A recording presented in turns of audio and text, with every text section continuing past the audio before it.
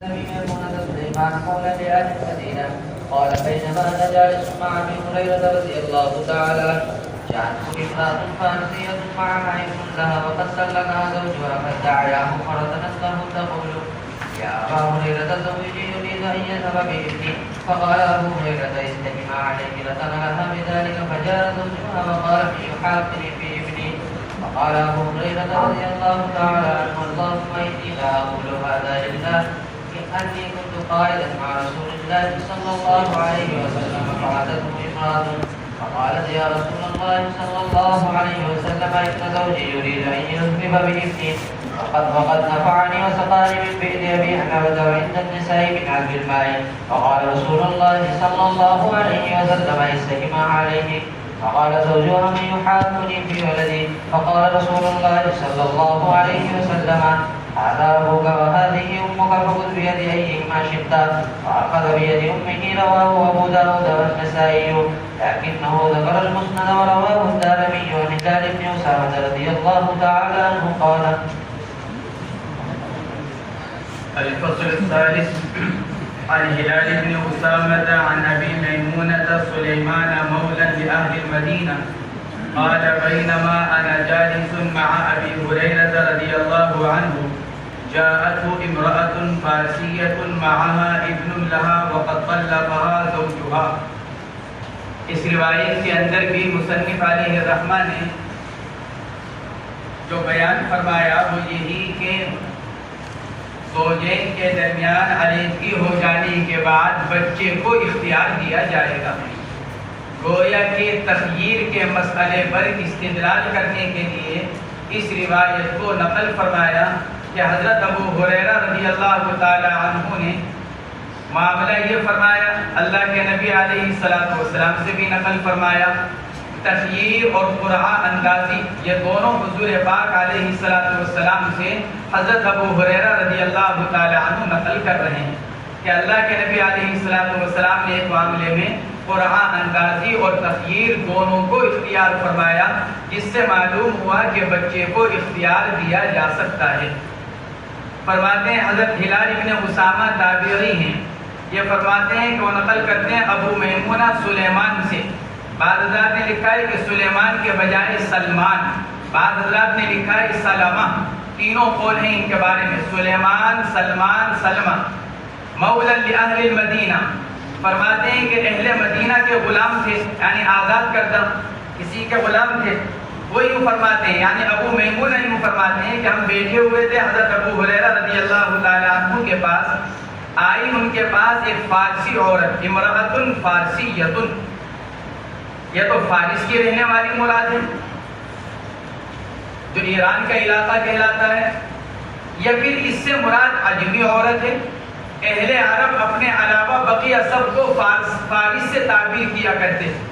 یہ ضروری نہیں کہ فارس کے ہی علاقے کی رہنے والی ہو, مراد اس سے عجمی عورت ہے.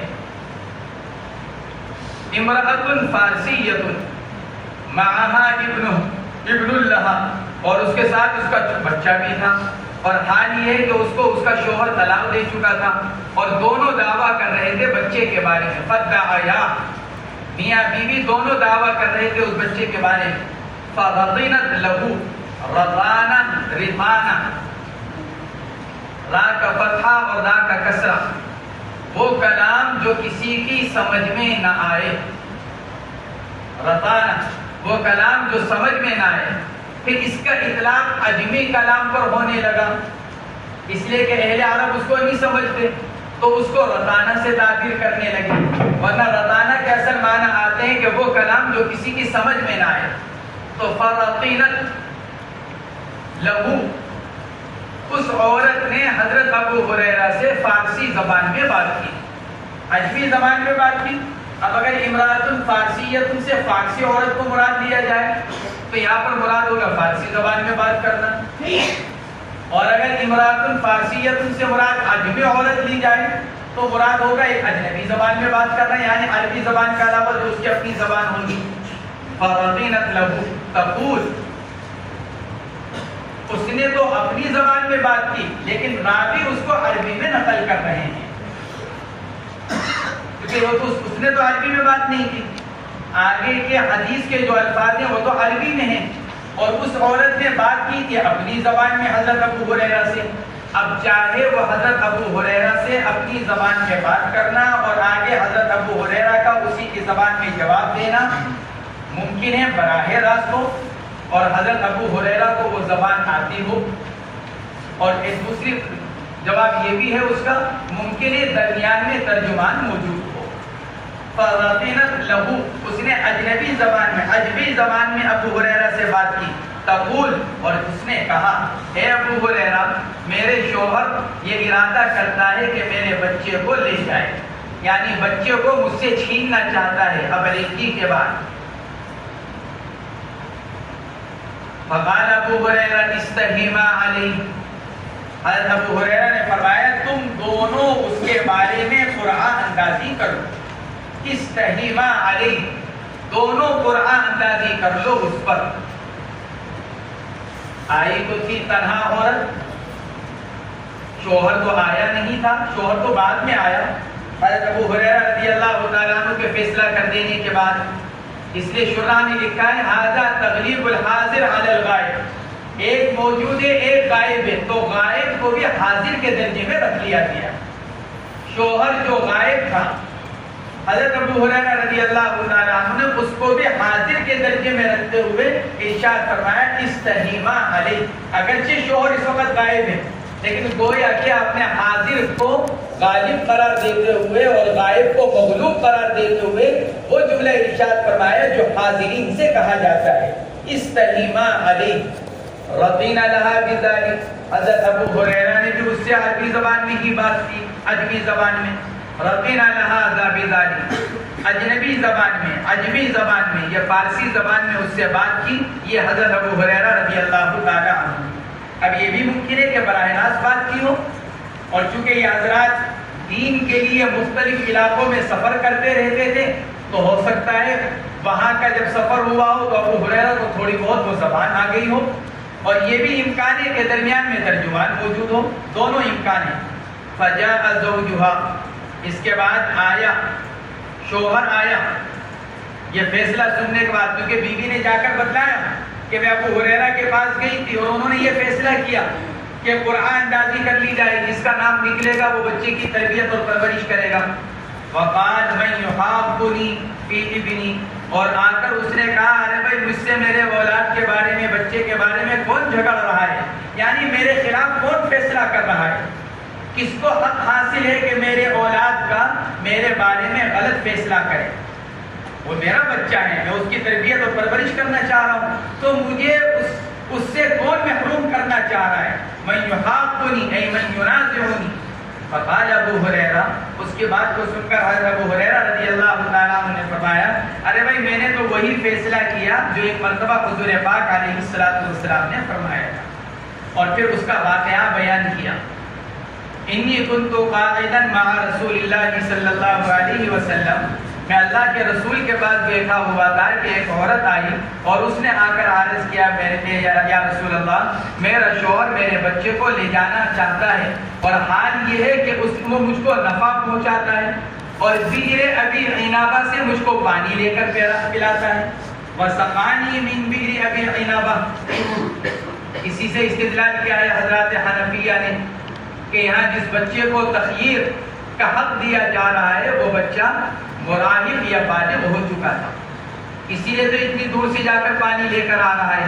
وعند النسائی من عذب الماء اے ماء العذب، اور نسائی شریف کے الفاظ میں مجھ کو میٹھا پانی لا کر پلاتا ہے دور کے کنویں سے.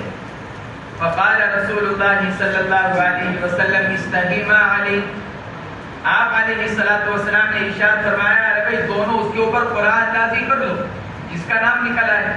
فقال زوجها من يحابني، اس وقت بھی شوہر نے کہا تھا ارے بھائی میرے سے میرے اولاد کے بارے میں کون منازعات کر رہا ہے، کون میرے خلاف فیصلہ کر رہا ہے.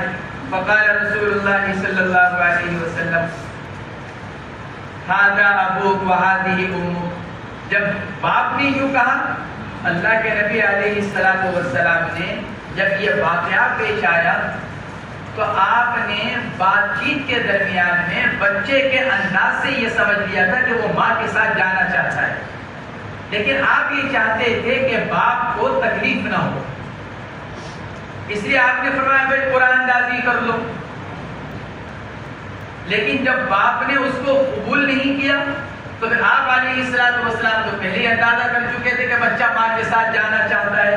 آپ نے فرمایا ٹھیک ہے کہ بچے کو اختیار دے دیا جائے، بچہ جس کے ساتھ جانا چاہے گا، اور آپ جانتے تھے کہ بچہ منتخب کرے گا کس کو؟ اپنی ماں کو۔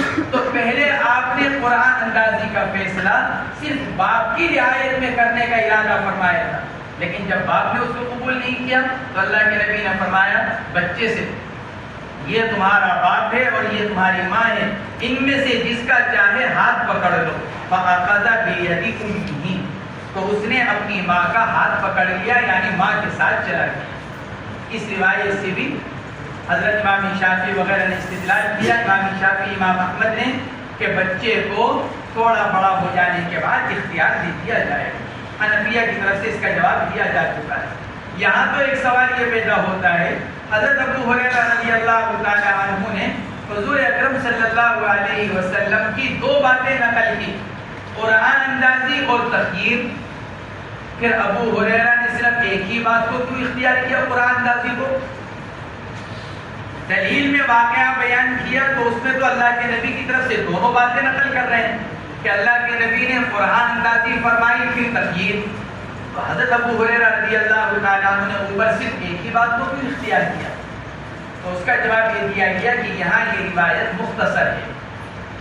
علامہ زیلعی رحمۃ اللہ علیہ نے امام ابن حبان رحمۃ اللہ علیہ کے واسطے سے جب اس روایت کو نقل کیا تو تفصیلاً نقل کیا، اور اس میں قرآن اندازی اور تخییر دونوں کا ذکر ہے۔ پہلے قرآن اندازی کو کہا، اور جب باپ نے آ کر اس پر اعتراض کیا تو پھر تخییر کو بیان کیا۔ جیسے اللہ کے نبی علیہ السلام نے پہلے قرآن اندازی کو بیان کیا، اور پھر اس کے بعد جب باپ نے آ کر اعتراض کیا تو پھر حضور پاک علیہ السلام نے تخییر کو بیان فرمایا۔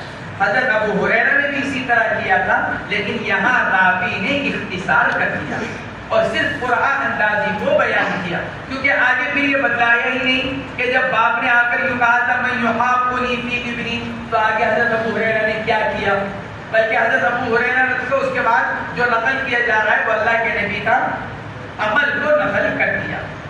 تو لا محالہ حضرت ابو ہریرہ نے بھی یہی کیا ہوگا، اس لیے محدثین نے اس کا جواب یہ دیا کہ یہ روایت یہاں مختصر ہے۔ امام ابن حبان رحمۃ اللہ علیہ نے صحیح ابن حبان کے اندر اس روایت کو مفصلاً بیان کیا، اور وہاں حضرت ابو ہریرہ رضی اللہ تعالیٰ عنہ کا عمل دونوں کا نقل کیا۔ ایک مسئلہ یہاں پر یہ ہے کہ قرآن اندازی کا حکم کیا ہے؟ کیا قرآن اندازی کے ذریعے سے کوئی حکم اور کوئی حق ثابت ہو سکتا ہے؟ کسی کے لیے حق کو ثابت کیا جا سکتا ہے؟ یہاں پر ایک مسئلہ یہ ہے قرآن اندازی کے بارے میں۔ امام شافعی اور اسحاق ابن راہوے یہ حضرات یہ فرماتے ہیں قرآن اندازی کے ذریعے سے اس بات حق درست ہے، کسی کے لیے حق کو ثابت کرنا قرآن اندازی کے ذریعے سے جائز ہے۔ یہ امام شافعی اور اسحاق بن راہوے رحمہ اللہ سے نقل کیا گیا، اور اسی روایت سے استدلال کرتے ہیں کہ دیکھو حضرت ابو ہریرہ رضی اللہ تعالیٰ عنہ نے قرآن اندازی کا حکم فرمایا، اور اپنے اس عمل کی دلیل اللہ کے نبی کے عمل سے بیان فرمائی۔ وہ تو شوہر نے قبول نہیں کیا، قرآن اندازی کو شوہر نے قبول نہیں کیا، ورنہ حضرت ابو ہریرہ اور حضرت ابو ہریرہ سے پہلے اللہ کے نبی علیہ السلام قرآن اندازی کی اجازت پر حمد فرما چکے ہیں اور قرآن اندازی کا حکم فرما چکے ہیں۔ اگر شوہر اس کے اوپر اعتراض نہ کرتا تو قرآن اندازی کے ذریعے سے بچے کی پرورش کا فیصلہ کر دیا جاتا۔ اس روایت سے استدلال کیا حضرت امام شافعی اور امام اسحاق بن راہوے رحمہ اللہ نے۔ حضرات حنفیہ کے نزدیک قرآن اندازی سے جدید حق کا اس بات تو جائز نہیں، ابتداءً کسی حق کو ثابت نہیں کیا جا سکتا، البتہ احد المتساویین کی ترجیح کے لیے قرآن اندازی کو لیا جا سکتا ہے۔ مثال کے طور پر ایک آدمی کا انتقال ہو گیا، اس نے 2-3 بیٹے چھوڑے، ایک مکان ہے، وہ مکان کا فرق ہے، باقی پیچھے کا مکان ہے۔ اب اس مکان کے اندر تینوں بیٹوں کا حق ہے، 3 بیٹے ہیں، تینوں کا حق، یہ 2 بیٹے ہیں، دونوں کا برابر کا حق۔ اب یہ تو مکان کو یوں تقسیم کر لیا جائے، ایسے تقسیم ہونا مشکل ہے، اس لیے مکان کو یوں تقسیم کیا جا رہا ہے۔ اب یہاں چونکہ دونوں کا حق برابر ہے تو اب احد المتساویین کی ترجیح کے لیے قرآن اندازی کو اختیار کیا جا سکتا ہے، یا تطیب قلب کے لیے اختیار کیا جا سکتا ہے، جیسا کہ اللہ کے نبی علیہ السلام سفر میں جاتے وقت ازواج مطہرات کے درمیان ان کے تطیب قلب کے لیے قرآن اندازی فرمایا کرتے ہیں، کیونکہ سفر میں شوہر کے لیے بیوی کو کسی متعینہ بیوی کو یا باری والے دن باری والی بیوی کو لے جانا واجب نہیں، اس کے لیے سب برابر ہیں، تو اب اگر کسی کو لے کر جائے گا تو بقیہ کے اوپر اثر پڑ سکتا ہے، لہذا تطیب قلب کے لیے قرآن اندازی کر لی جائے۔ تو حضرات حنفیہ یہ فرماتے ہیں احد المتساویین کی ترجیح کے لیے یا تطیب قلب کے لیے تو قرآن اندازی کو اختیار کیا جا سکتا ہے، لیکن ابتداءً کسی حق کے اس بات کے لیے قرآن اندازی کا اعتبار نہیں ہے۔ اور اس روایت کا جواب حنفیہ کی طرف سے یہ دیا گیا کہ یہ روایت منسوخ ہے، اور اس روایت کا تعلق اس زمانے سے ہے جب جوا شرعاً جائز تھا۔ وہاں جس طرح جوے کے اندر ہوتا ہے لاٹری، تو وہاں پر بھی یہی صورت ہوتی ہے، جس کا نام نکل آئے گا اس کے نام مزور ہو جائے گا۔ تو یہ اس وقت کی بات ہے جب جوا سٹہ جائز تھا، جب جوا شرعاً حرام کر دیا گیا تو یہ قرآن اندازی سے اس بات حق جدید بھی منسوخ ہو گیا۔ اور دوسرا جواب اس کا یہ دیا گیا کہ یہ تو ایک مصالحت کی شکل تھی، شوہر اور بیوی دونوں مصالحت کے لیے تیار تھے، تو یہ تو قرآن اندازی ایک بطور مصالحت کی تھی، جس کا حکم فرمایا حضرت ابو ہریرہ یا حضور اکرم صلی اللہ علیہ وسلم نے۔ یہ اس بات حق جدید نہیں ہے بلکہ یہ بطور مصالحت کے لیے، یہ حنفیہ کی طرف سے اس کا جواب یہ دیا گیا۔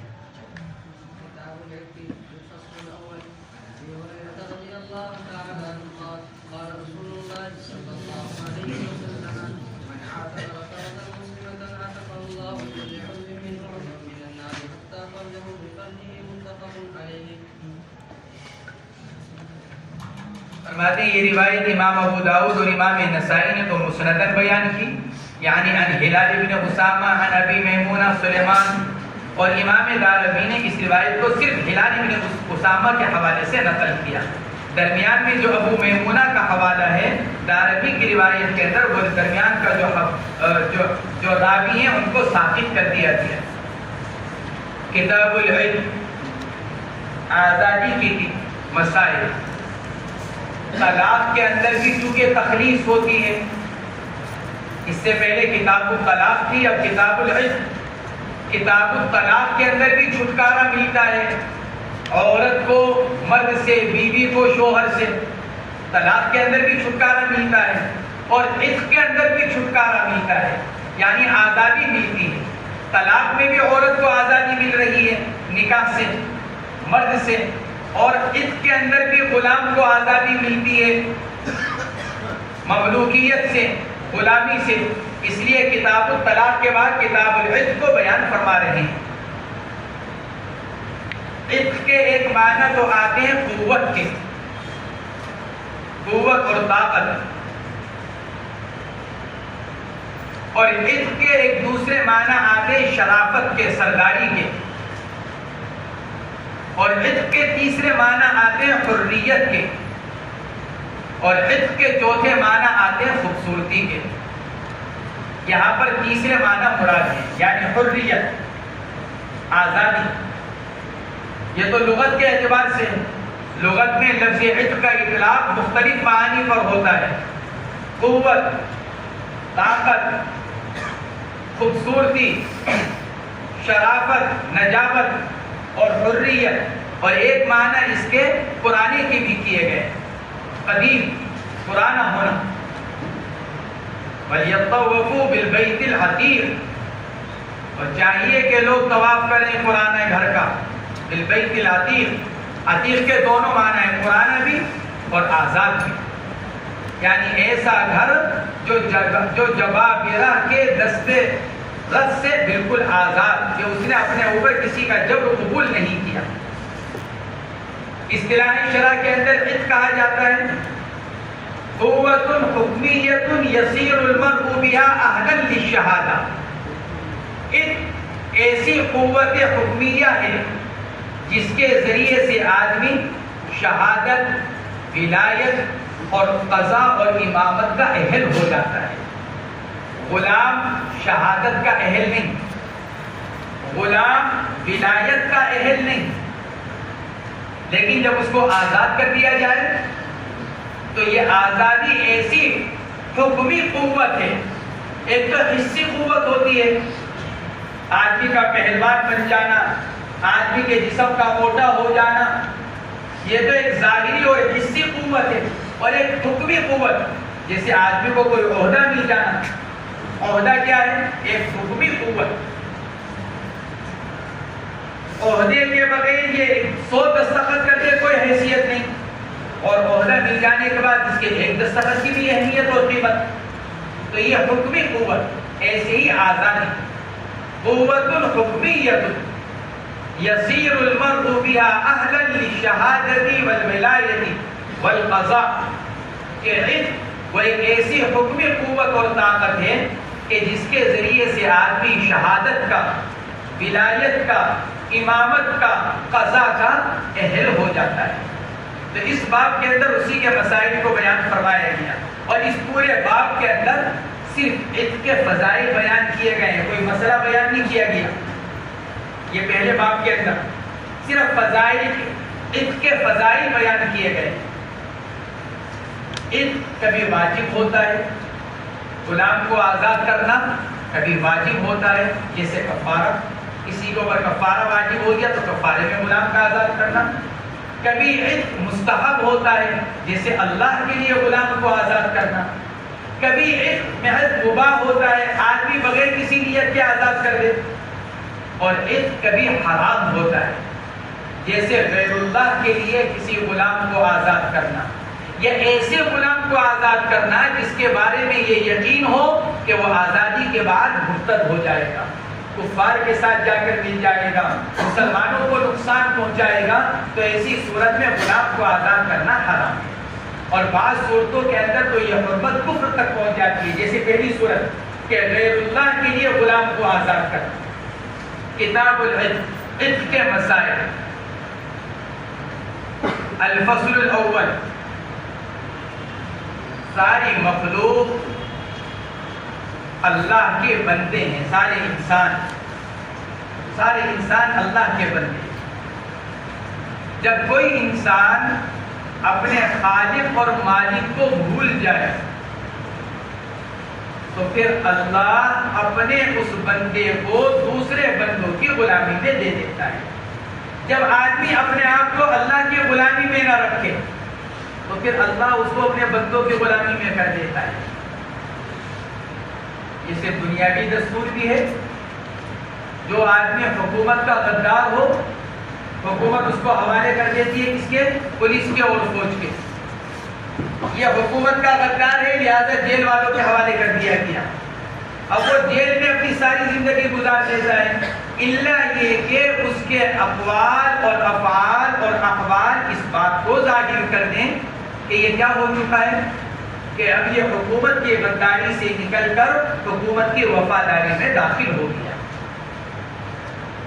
عام طور سے غلامی کا تعلق کفر و شرک سے ہے، کیونکہ جب وہ آدمی اللہ کی غلامی میں نہیں ہے تو پھر بندوں کی غلامی میں آئے گا، اور وہ جانوروں سے بھی بدتر ہو گیا۔ اولئک کالانعام بل هم اضل۔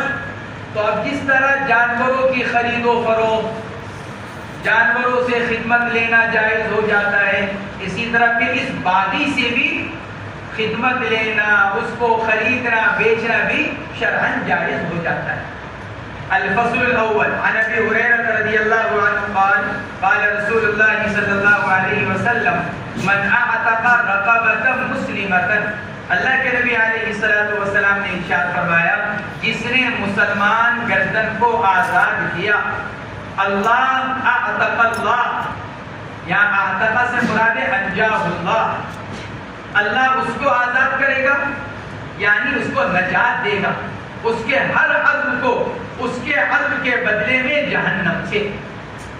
اعتق اللہ بكل عضو منه عضوا من النار، اللہ رب العزت اس معتق کے ہر عضو کو، معتق کے ہر عضو کے بدلے میں جہنم سے آزاد فرما دیں گے، حتی فرجہ بفرجہ، یہاں تک کہ غلام کی شرمگاہ کے بدلے میں اس کی شرمگاہ کو آزادی ملے گی۔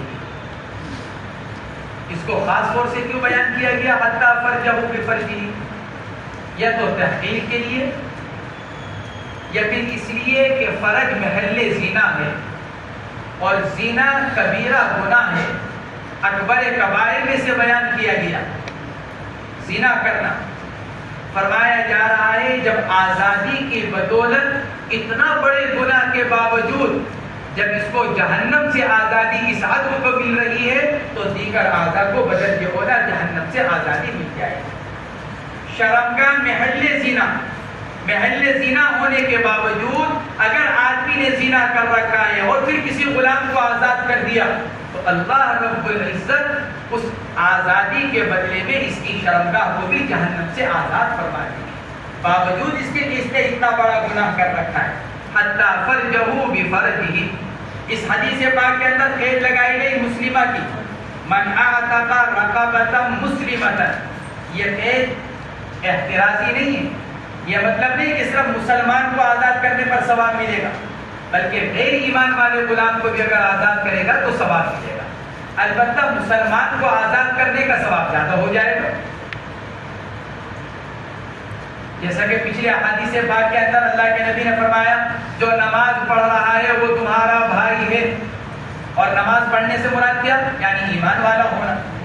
تو اس لیے یہاں پر جو اعتق رقبۃ مسلمۃ، من اعتق رقبۃ مسلمۃ، تو یہ جو مسلمہ کی قید ہے یہ قید احترازی نہیں، یہ مطلب نہیں کہ غیر مسلمہ کو قید کرنے سے ثواب نہیں ملے گا، ثواب ملے گا، تو یہ اتفاقی ہے، یعنی گویا کہ مسلمان کے آزادی کے زیادہ اجر و ثواب کو بیان فرمایا گیا۔ وعن ابي ذر رضي الله تعالى عنه قال سألت النبي صلى الله عليه وسلم أي العمل أفضل؟ قال إيمان بالله وجهاد في سبيله. قال قلت فأي الرقاب أفضل؟ قال أغلاها ثمنا وأنفسها عند أهلها. قلت فإن لم أفعل؟ قال تعين صانعا أو تصنع لأخرق. قلت فإن لم أفعل؟ قال تدعو الناس من شر فإنها صدقة تصدق بها على نفسك. متفق عليه. حضرت ابو ذر رضی اللہ تعالیٰ عنہ فرماتے ہیں میں نے ایک مرتبہ حضور پاک علیہ السلام سے معلوم کیا سب سے افضل عمل کون سا ہے؟ آپ نے فرمایا ایمان باللہ، اس کے افضل عمل ہونے میں تو کوئی کلام ہی نہیں ہے، کیونکہ ایمان کے بغیر کوئی عمل ہی نہیں ہے، اس لیے سب سے افضل عمل تو ایمان ہوا، ایمان باللہ۔ اس کے بعد آپ نے فرمایا وجہاد فی سبیلہ، اللہ کے راستے میں جہاد کرنا۔ اس روایت کے اندر تو یہ بیان کیا گیا، بعض روایات کے اندر ایمان کے بعد نماز کو بیان کیا گیا۔ چنانچہ مشکات شریف کی جلد اول کی روایت ہے کتاب الصلاۃ کی، عبداللہ ابن مسعود رضی اللہ تعالیٰ عنہ فرماتے ہیں میں نے حضور پاک علیہ السلام سے افضل عمل کے بارے میں معلوم کیا، آپ نے فرمایا الصلاۃ لوقتها، نماز کو اس کے وقت پر ادا کرنا یہ سب سے افضل عمل ہے۔ ایمان تو ہے ہی اپنی جگہ، کیونکہ نماز کا تعلق بھی ایمان کے بعد ہے، تو بعض روایات سے معلوم ہوتا ہے کہ نماز سب سے افضل عمل، یہاں معلوم ہو رہا ہے کہ جہاد فی سبیل اللہ سب سے افضل عمل۔ بعض حضرات کسی کے قائل ہیں، لیکن اکثر حضرات نے عبداللہ ابن مسعود رضی اللہ تعالیٰ عنہ کی روایت پر یہ فرمایا کہ ایمان کے بعد سب سے افضل عمل نماز ہے. اکثر حضرات نے اسی کو اختیار کیا، اور ان روایتوں میں تطبیق محدثین نے یہ دی ہے کہ اس روایت کے اندر جہاں جو یہ فرمایا جا رہا ہے کہ ایمان کے بعد جہاد فی سبیل اللہ، یہ اس وقت ہے جبکہ جہاد فرض عین ہوتا ہے، عام حالات میں نہیں. عام حالات میں تو نماز سب سے افضل عمل ہے، لیکن جب مخصوص احوال پیدا ہو جائے اور جہاد ہر ایک انسان کے اوپر فرض ہو جائے، فرض عین، تو اس اعتبار سے اس روایت کے اندر فرمایا گیا وجہاد فی سبیل اللہ. بعض حضرات نے لکھا ہے کہ یہ سائلین کے اختلاف پر محمول ہے. آپ علیہ السلام نے جس کے جو مناسب سمجھا اس کے مطابق جواب مرحمت فرمایا. عبداللہ ابن مسعود رضی اللہ تعالی عنہ، جن کو آپ نے یہ دیکھا کہ یہ تو ہر جہاد کے اندر بڑھ چڑھ کر حصہ لیتے ہیں، کہیں پیچھے نہیں رہتے، تو اب ان سے یوں کہنا وجہاد فی سبیل اللہ، وہ تو ہیں ہی اس کے اندر. اس لیے آپ نے ان سے ارشاد فرمایا الصلاۃ لوقتہا. اور جہاں آپ نے یہ دیکھا کہ وہاں ذرا کچھ کمزوری ہے جہاد کے بارے میں، آپ نے ان سے ارشاد فرمایا وجہاد فی سبیل اللہ. دوسرا جواب، دوسری تطبیق یہ دی گئی کہ آپ علیہ السلام نے جو یہ ارشاد فرمایا وہ کیا ہے؟ وہ سائلین کے اختلاف کی بنیاد پر، اور وہ سائلین کے اختلاف پر محمول ہے. آپ نے جس کے لیے جو مناسب سمجھا، یا آپ نے جس کی رغبت جس میں محسوس کی، آپ نے اس کے لیے اسی کو بیان فرما دیا. بعض حضرات یہ فرماتے ہیں ای العمل افضل، یعنی من افضل الاعمال. یہاں پر لفظ من محذوف ہے، اعمال میں سے سب سے افضل عمل. اب مختلف اعمال ہو سکتے ہیں. من افضل الاعمال، سئل ای الاعمال افضل، ای سئل من العمل ای، عمل میں سے کون کون سے اعمال افضل ہو سکتے ہیں؟ تو آپ نے پھر مختلف اعمال کو بیان فرما دیا، یہ عمل بھی افضل، یہ عمل بھی افضل، یہ عمل بھی افضل. گویا کہ حصر مقصود نہیں ہے، بلکہ آپ نے مختلف روایتوں میں مختلف اعمال کی فضیلتوں کو بیان فرما دیا. اور چوتھی تطبیق یہ دی گئی کہ یہاں پر جہاد سے مراد جہاد اصطلاحی نہیں بلکہ جہاد کے لغوی معنی مراد ہے، یعنی محنت کرنا، کوشش کرنا، مشقت اٹھانا. گویا کہ مطلب یہ ہے کہ سب سے افضل عمل کیا ہے؟ ایمان، اور پھر ایمان کے لیے کوشش کرنا. اب اس کے اندر تمام عبادات اور طاعات آ گئی. ایمان باللہ و جہاد فی سبیلہ، تو جہاد سے مراد مجاہدہ، مشقت، تکلیف، گویا کہ ایمان کے لیے محنت کرنا.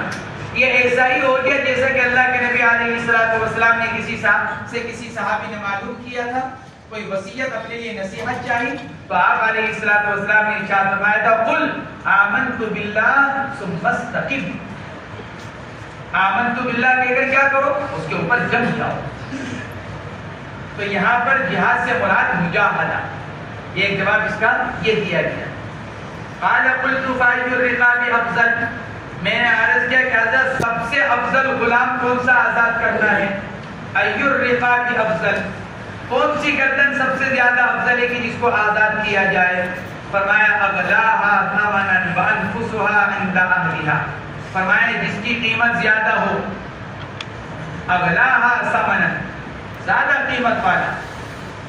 بعض نسخوں کے اندر عین کے ساتھ ہے اعلاها ثمنا، کہ جس کی قیمت سب سے زیادہ ہو.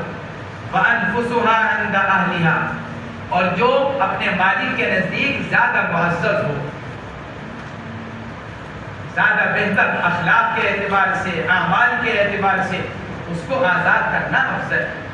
قلت فإن لم أفعل، حضرت ابو ذر غفاری رضی اللہ تعالیٰ عنہ فرماتے ہیں میں نے عرض کیا یا رسول اللہ اگر میں ایسا نہ کر سکوں، یعنی میرے پاس اگر غلام نہ ہو، إن لم أفعل اے عجزا، میرے پاس ہے نہیں غلام جس کو میں آزاد کر سکوں، تو پھر کیا کروں؟ فرمایا تعین صانعا، ارے بھائی جو بیچارہ کاج کرنے والا ہے اس کے تعاون کر دیا کرو.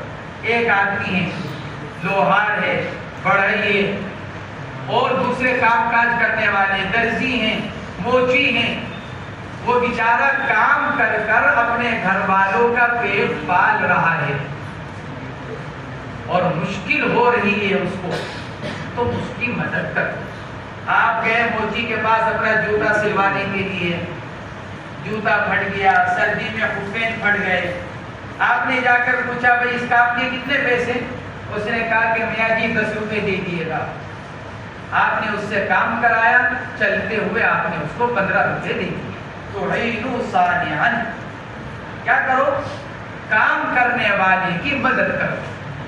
یعنی جو بیچارہ محنت میں لگا ہوا ہے, مشقت میں لگا ہوا ہے اور اس کی ضرورتیں پوری نہیں ہو رہی, تھوڑا سا تعاون تم کر دو اس کے ساتھ. تو کام کرنے والے کی مدد کرو. او تصنع اخرق اناڑی نا تجربے کا, وہ آدمی جس کے پاس بیچارے کے پاس کوئی کام نہیں ہے. ایک آدمی کام تو کرنا چاہتا ہے, مل ہی نہیں رہا ہے کام, اس کا تعاون کر دو. اس کا تعاون کی صورت کیا ہے, اس کو کہیں کام دلوا دو. تمہارے واسطے سے اگر اس کو کہیں کام لگ سکتا ہے تو اس کو کام دلوا دو. کہیں سے اس کو 2 پیسے کی آمدنی کا ذریعہ پیدا ہو سکتا ہے تو وہ کرا دو. او تصنع لآخر قلت فإن لم أفعل, عرض کی عادت اگر یہ بھی نہ کر سکوں, میرے پاس اپنے پاس ہی اتنا نہیں کہ کسی کو دوں, یا میری اتنی جان پہچانی نہیں کہ بیچارے کو کہیں لگوا سکوں. قال تدع الناس من الشر, لوگوں کو چھوڑ دو اپنے شر سے, یعنی لوگوں کو اپنے شر سے بچاؤ, تمہارے سے کسی کو کوئی تکلیف نہ پہنچے.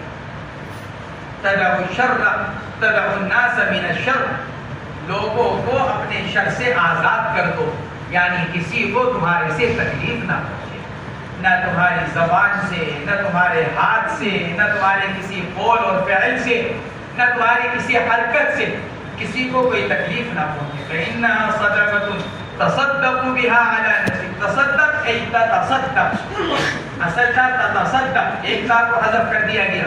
تو یہ صدقہ ہے جو تم خود اپنے آپ پر کر رہے ہو, یعنی گویا کہ دوسرے کے ساتھ بھلائی کا معاملہ کرنا گویا کہ خود اپنے نفس پر بھلائی کرنا.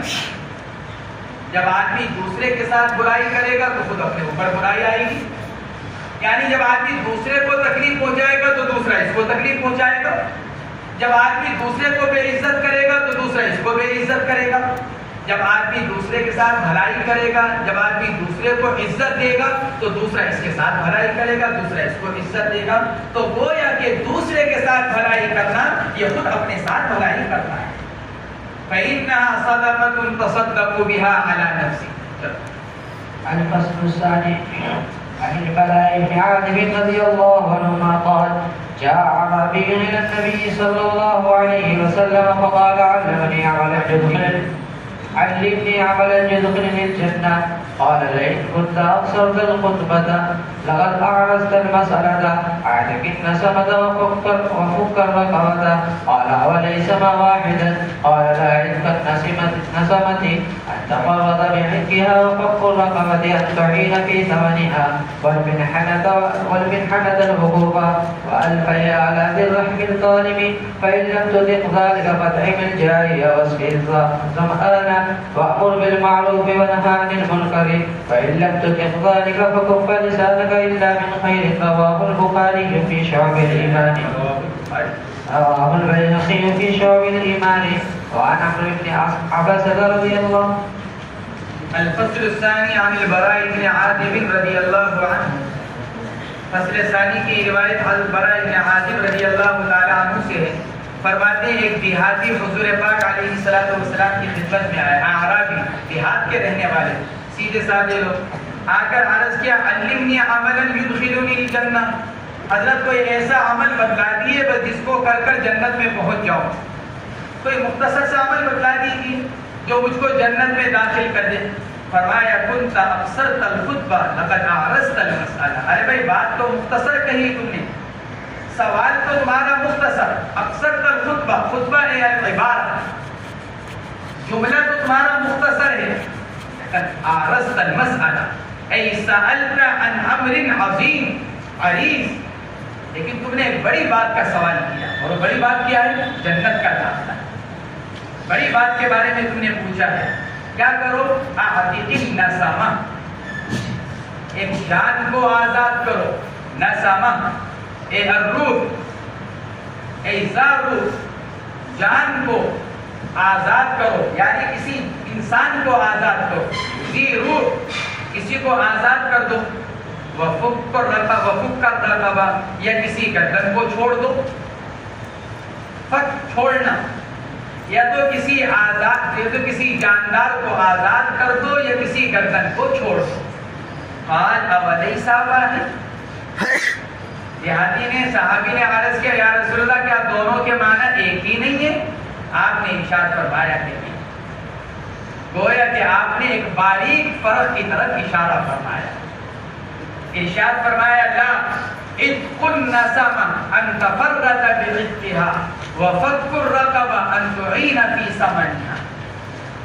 عاتق النسمہ کا مطلب یہ کہ پورا غلام تم اپنی طرف سے آزاد کرو، اور فک الرقبہ کا مطلب یہ ہے کہ تم کسی غلام کو آزاد کرنے میں اس کا تعاون پیش کر دو۔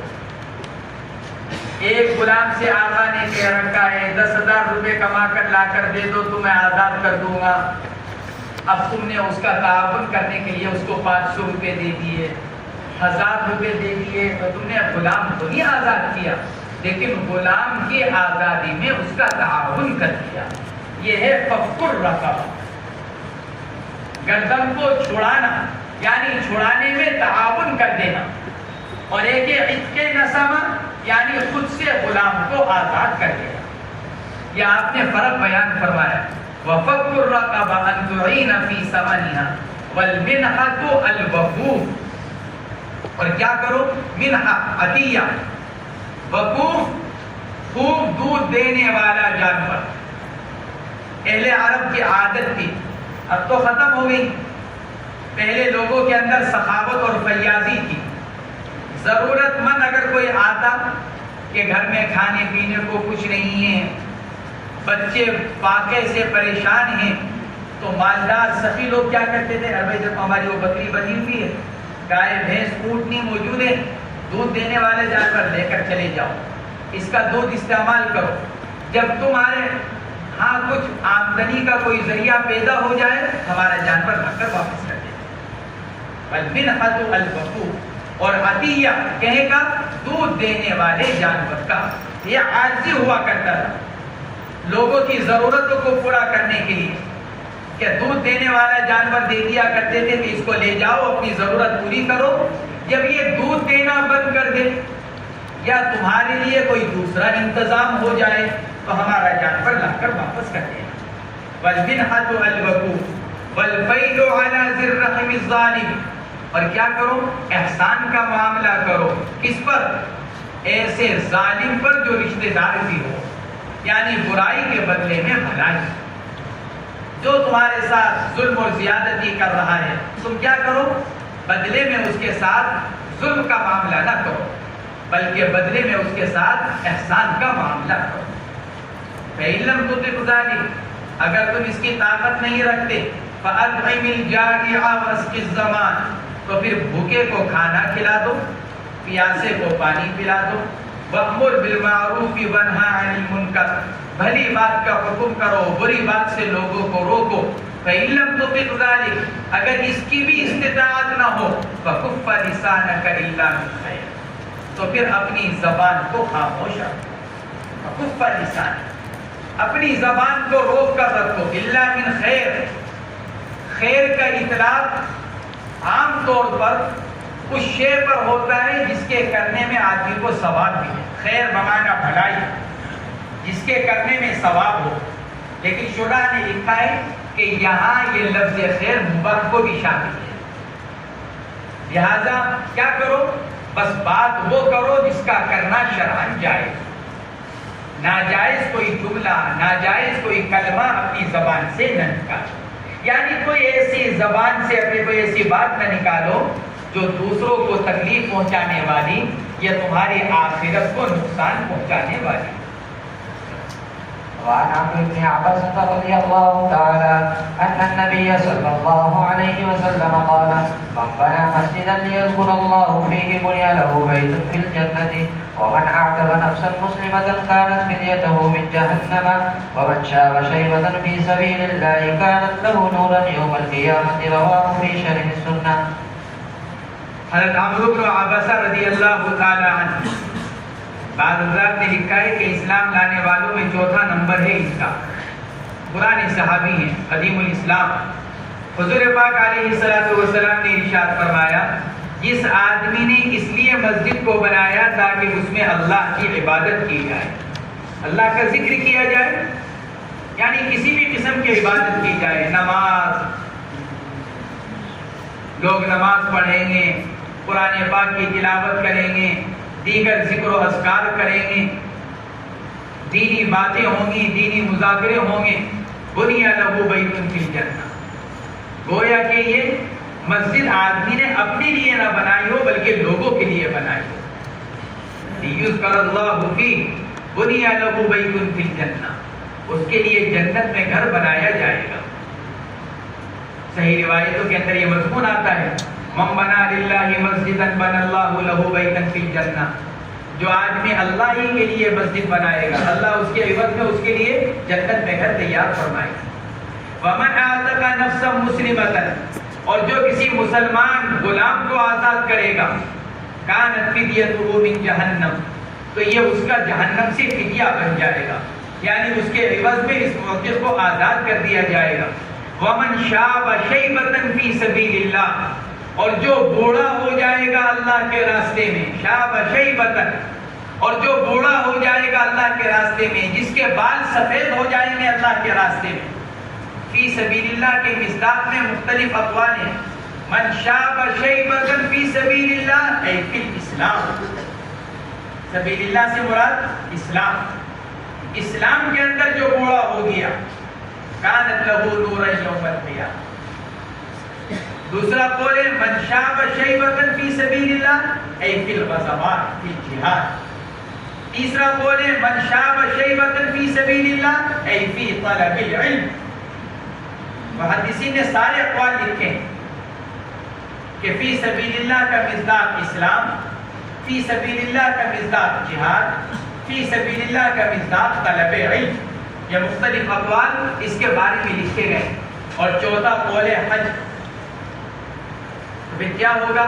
کانت لہ نورا یوم القیامہ، یہ بڑھاپا کل قیامت کے دن اس کے لیے نور بن جائے گا. کانت لہ نورا یوم القیامہ. رواہ فی شرح السنہ، فرماتے ہیں مصنف کہ صاحب مصابیح کو یہ روایت دوسری کتابوں میں نہیں مل سکی، بس اپنی کتاب شرح السنہ سے ہی اس روایت کو نقل کیا. یہ روایت بس ان کی کتاب کے اندر ہے. شراح نے لکھا ہے، ملا علی قاری وغیرہ نے، مطلب یہ کہ یہ پوری روایت ایک ساتھ، ورنہ اس روایت کے الگ الگ ٹکڑے دیگر حدیث کی کتابوں کے اندر موجود ہیں. چنانچہ روایت کا پہلا ٹکڑا: من بنا مسجدا لیذکر اللہ فیہ بنی لہ بیت فی الجنہ، یہ مضمون دوسری حدیثوں کے اندر موجود، جیسے صحیحین کی روایت: من بنا للہ مسجدا بنى اللہ لہ بیتا فی الجنہ. اور اس روایت کا دوسرا جملہ: من اعتق نفسا مسلمۃ، یہ تو مصنف نے ماقبل میں مختلف روایتوں سے بیان ہی کیا. اور تیسرا جملہ: من شاب شیبۃ فی سبیل اللہ، یہ بھی ترمذی اور نسائی کی روایتوں کے اندر پایا جاتا ہے. من شاب شیبۃ فی الاسلام کانت لہ نورا یوم القیامہ. مصنف نے جو کہا ہے رواہ فی شرح السنہ، اور کسی اور کتاب کا حوالہ نہیں دے سکے. مطلب یہ کہ یہ پورا مجموعہ ایک ہی روایت کے اندر، یہ صرف شرح السنہ کے اندر ہے، ورنہ یہ الگ الگ جملے کر کر حدیث کی دوسری کتابوں کے اندر یہ روایت پائی جاتی ہے. قال أتينا واصلة بن الأصقع فقلنا حدثنا حديثا ليس فيه زيادة ولا نقصان فغضب وقال إن أحدكم ليقرأ ومصحفه معلق في بيته فيزيد وينقص. فقلنا إنما أردنا حديثا سمعته من النبي صلى الله عليه وسلم فقال أتينا رسول الله صلى الله عليه وسلم في صاحب لنا أوجب يعني النار بالقتل فقال آتقوا عنه يوثق الله بكل عزم منه من النار. رواه أبو داود والنسائي. حضرت غریب ابن زیلمی فرماتے ہیں کہ ہم ایک مرتبہ حضرت واصلہ ابن اسقع رضی اللہ تعالی عنہ اصحاب صفہ میں سے حضرت واصلہ ابن اسقع رضی اللہ تعالی عنہ بعض حضرات نے ان کے بارے میں لکھا ہے کہ 3 سال حضور اکرم صلی اللہ علیہ وسلم کی خدمت میں رہے خادم بن کر حضرت واصلہ ابن اسقع. ہم ان کے پاس آئے, ہم نے آ کر عرض کیا حضرت کوئی ایسی حدیث سنا دیجیے جس میں ذرا کوئی زیادتی اور نقصان نہ ہو. لیس فیہ زیادت والا نقصان. فغضب, ناراض ہو گئے. ارے بھائی تم یہ سمجھتے ہو کہ لفظ بلفظ ہم کو یاد ہوگا؟ تم لوگ قرآن پڑھتے ہو 24 گھنٹے قرآن تمہارے گھر میں موجود. جب آدمی کو ذرا سا شک شبہ ہو جائے تو اس کی طرف رجوع کرتا ہے, اس کے باوجود کبھی نہ کبھی غلطی کر لیتا ہے وہ قرآن کے پاک کی تلاوت کے اندر. تو پھر تم ہم سے اس بات کو کیوں کرتے ہو کہتے ہو؟ یا ناراض ہو گئے.